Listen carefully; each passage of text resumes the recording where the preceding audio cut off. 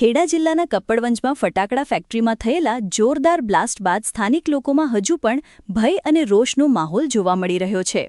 બ્લાસ્ટની અસર માત્ર ફેક્ટરી પૂરતી મર્યાદિત રહી નહોતી, પરંતુ આસપાસના રહેણાંક વિસ્તારોમાં આવેલા અનેક મકાનોને પણ નુકસાન પહોંચ્યું હોવાનો સ્થાનિકોનો આક્ષેપ છે। બ્લાસ્ટના ધડાકાથી અનેક મકાનોમાં તિરાડો પડી ગઈ હોવાનો, બારીઓના કાચ તૂટી ગયા હોવાનો તેમજ ઘરવખરીને નુકસાન થયું હોવાનો દાવો કરી અસરગ્રસ્ત રહેવાસીઓએ આજે કપ્પડવંજના પ્રાંત અધિકારીને આવેદનપત્ર પાઠવ્યું છે। સ્થાનિકોની માંગ છે કે સમગ્ર અસરગ્રસ્ત વિસ્તારનો તાત્કાલિક સર્વે કરવામાં આવે અને દરેક મકાનને થયેલા વાસ્તવિક નુકસાનનું મૂલ્યાંકન કરીને યોગ્ય આર્થિક વળતર ચૂકવવામાં આવે। સાથે જ જે લોકોના મકાનો અસુરક્ષિત બન્યા છે તેમની સુરક્ષાને ધ્યાનમાં રાખીને જરૂરી કાર્યવાહી કરવામાં આવે તેવી પણ રજૂઆત કરવામાં આવી છે।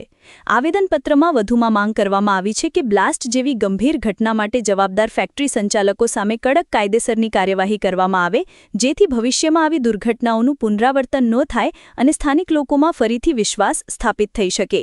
હાલ સમગ્ર મામલે સ્થાનિક વહીવટીતંત્ર તરફથી રજૂઆત સ્વીકારી આગળની કાર્યવાહી હાથ ધરવાની પ્રક્રિયા શરૂ કરવામાં આવી હોવાનું જાણવા મળી રહ્યું છે।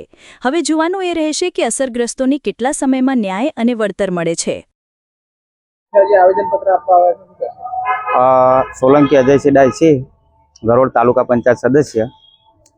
મારા વિસ્તારની અંદર જે નગરપાલિકા અને ગરોડની સીમ વચ્ચે જે સરહદ આવેલી હતી તેમાં ફટાકડાની ગેરકાયદેસર ફેક્ટરી ચાલતી હતી। તેમાં બ્લાસ્ટ થવાથી ગરોડ પંચાયત, અગરાજી પંચાયત અને રમોશ્રી પંચાયત, આ 3-4 પંચાયતોમાં બહુ ભારે નુકસાન થયેલું છે। મકાનોના દિવાલો ફાટી ગયેલી છે, ક્યાંક બારી બાયણાને બધું તૂટી ગયેલું છે। તો એનો સર્વે કરવામાં આવે, એના માટે યોગ્ય વળતર આપવામાં આવે એવી અમારી રજૂઆત છે। શું છે આજે આવેદનપત્ર આપ્યા છો, શા માટે? મારું નામ વિનોદસિંહ સોલંકી છે।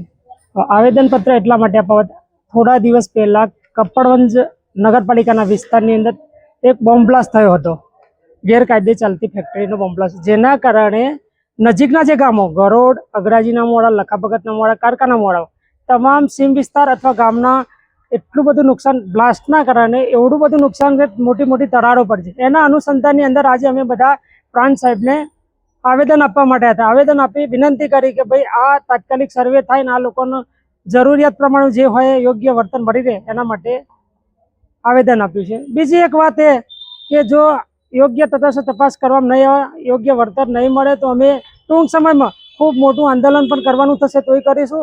એનાથી વિશેષ ઉપવાસ પર ઉતરવાનું થશે તો પણ ઉતરીશું, કારણ કે એટલો બધો ગભરામણનો માહોલ ગામમાં થયો હતું, નાના છોકરાઓ ઘરમાંથી નીકળતા નહીં એવી પરિસ્થિતિ થઈ ગઈ છે। એટલે અમારી વિનંતી એટલી છે કે તાત્કાલિક યોગ્ય વળતર મળી રહે આવી વિનંતી। ઓછામાં ઓછા 100 થી 150 મકાનનું નુકસાન થયું છે। એ બ્લાસ્ટના કારણે જે નજીકના મકાનો છે અમારા ગામ સુધી ગામના મકાનોને મોટી ખૂબ મોટું નુકસાન છે।